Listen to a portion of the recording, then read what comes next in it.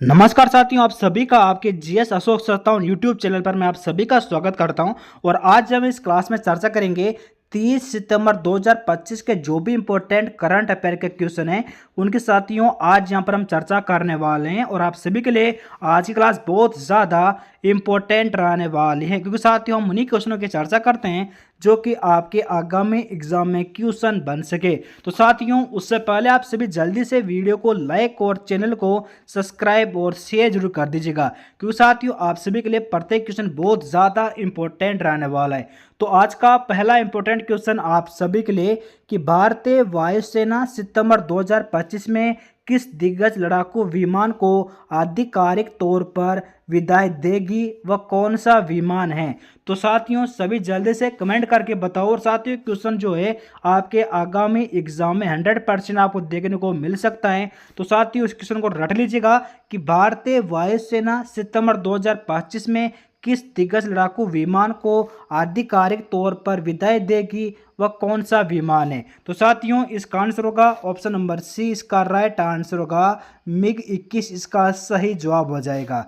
ठीक है साथियों, अगले क्वेश्चन के यहाँ पर हम चर्चा कर लेते हैं। उससे पहले साथियों आप सभी को बता दो, अगर मान लीजिएगा आपसे क्वेश्चन पूछ लिया जाए कि भारतीय वायुसेना की स्थापना कब की गई। ठीक है, भारतीय वायुसेना की स्थापना अगर आपसे पूछ ली जाए कि भारतीय वायुसेना की स्थापना कब किए गए, तो साथियों 1932 में। कब? 1932 में भारतीय वायुसेना की स्थापना की गई थी। और साथियों अभी भारतीय वायुसेना में 31 लड़ाकू विमान है। ठीक है, और यहाँ पर हम चर्चा कर ले कि भारत का सबसे छोटा एयरपोर्ट कौन सा है। ठीक है, भारत का सबसे छोटा एयरपोर्ट कौन सा है, तो साथियों इसका आंसर होगा मेघालय एयरपोर्ट। ठीक है साथ मेघालय जो है यहाँ पर एक एयरपोर्ट है वो जो कि साथियों भारत का सबसे छोटा एयरपोर्ट है। ठीक है, अगले क्वेश्चन के यहाँ पर हम चर्चा कर लेते हैं कि 24 सितंबर को लद्दाख में राज्य का दर्जा और छठी अनुसूची में शामिल करने की मांग को लेकर प्रदर्शन किस शहर में हुआ था।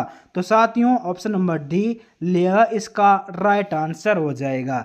ठीक है साथियों, अगले क्वेश्चन के यहाँ पर हम चर्चा कर लेते हैं कि निम्नलिखित में से 25 से 28 सितंबर 2025 तक वर्ल्ड फूड इंडिया 2025 कहाँ आयोजित किया जा रहा है। तो साथियों ये क्वेश्चन भी बहुत ज़्यादा इंपॉर्टेंट रहने वाला। और साथियों आपके आगामी एग्जाम में 100% क्वेश्चन आपको देखने को मिल सकता है कि निम्नलिखित में से 25 से 28 सितंबर 2025 तक वर्ल्ड फूड इंडिया 2025 कहाँ आयोजित किया जा रहा है। तो साथियों ऑप्शन नंबर ए इसका राइट आंसर होगा भारत मंडपम नई दिल्ली का सही जवाब हो जाएगा। ठीक है, अगले क्वेश्चन के यहाँ पर हम चर्चा कर लेते हैं कि 24 सितंबर को केंद्रीय मंत्रिमंडल ने नए चरण के तहत सरकारी मेडिकल कॉलेज में कितनी MBBS सीटें जोड़ने की मंजूरी दी। तो साथियों ये क्वेश्चन जो है इसे आप शेयर जरूर कर दीजिएगा आपके दोस्तों के पास, क्योंकि ये क्वेश्चन जो है ना आपके जो भी आपके एक महीने के अंदर जो भी एग्जाम हो रहे हैं उसमें क्वेश्चन आपको देखने को मिल सकता है कि 24 सितंबर को केंद्रीय मंत्रिमंडल ने नए चरण के तहत सरकारी मेडिकल कॉलेज में कितनी MBBS सीटें जोड़ने की मंजूरी दी।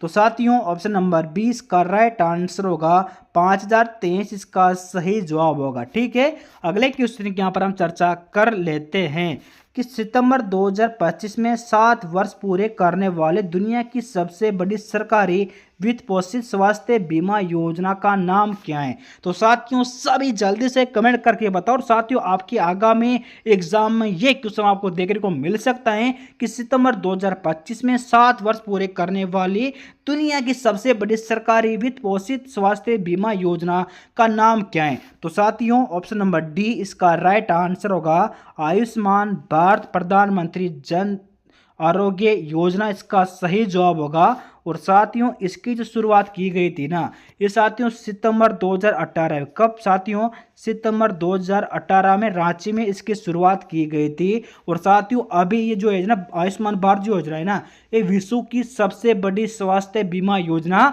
बन चुकी है। ठीक है, अगले क्वेश्चन के यहाँ पर हम चर्चा कर लेते हैं कि निम्न में से 21 सितंबर 2025 को किन 3 देशों ने औपचारिक रूप से फिलिस्तीनी राज्य को मान्यता दी है। तो साथियों ये क्वेश्चन भी बहुत ज़्यादा इंपॉर्टेंट रहने वाला है कि निम्न में से 21 सितंबर 2025 को किन 3 देशों ने औपचारिक रूप से फिलिस्तीनी राज्य को मान्यता दी है। तो साथियों option number B UK, Canada, Australia इसका सही जवाब हो जाएगा। ठीक है, अगले क्वेश्चन के यहाँ पर हम चर्चा कर लेते हैं कि रेल आधारित मोबाइल लॉन्चर से मिसाइल लॉन्च करने वाला भारत दुनिया का कौन सा देश बन गया। तो साथियों ये क्वेश्चन भी आपके आगामी एग्जाम में 100% आपको देखने को मिल सकता है कि रेल आधारित मोबाइल लॉन्चर से मिसाइल लॉन्च करने वाला भारत दुनिया का कौन सा देश बन गया। तो साथियों ऑप्शन नंबर डी चौथवा इसका राइट आंसर हो जाएगा।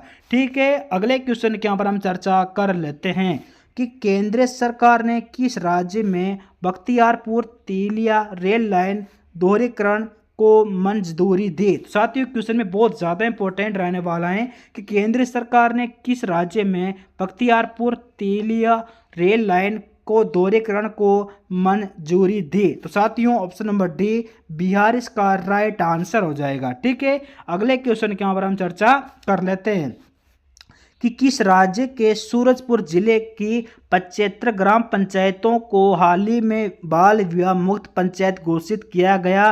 तो साथियों इसे रट लीजिएगा, आपके आगामी एग्जाम में 100% क्वेश्चन को देखने को मिल सकता है। और तो साथियों आज के जो मैं आपके लिए जो भी क्वेश्चन लेकर आया हूँ ना उन सभी में साथियों फर्स्ट नंबर पर क्वेश्चन रहने वाला है, क्योंकि साथियों आपके आगामी एग्जाम में 100% आपको देखने को मिलेगा कि किस राज्य के सूरजपुर जिले की 75 ग्राम पंचायत को हाल ही में बाल विवाह मुक्त पंचायत घोषित किया गया। तो साथियों ऑप्शन नंबर सी छत्तीसगढ़ इसका राइट आंसर हो जाएगा।